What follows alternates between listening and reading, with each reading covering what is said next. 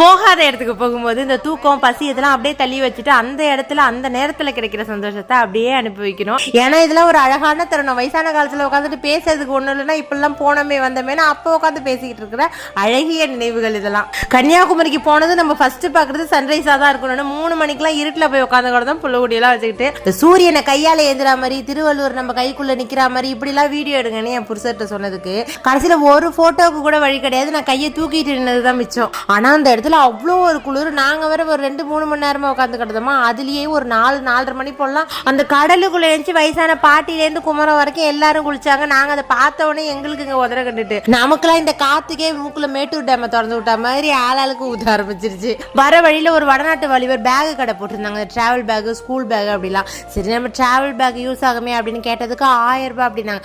அப்படி இப்படின்னு பேசி கீசி குறைச்சி ஒரு 400 ரூபாய்க்கு வாங்கிட்டு வந்து விட்டேன். ஓகே ஃப்ரெண்ட்ஸ், நாளை ஒரு மினி விலகலை பார்க்கலாம். டாடா.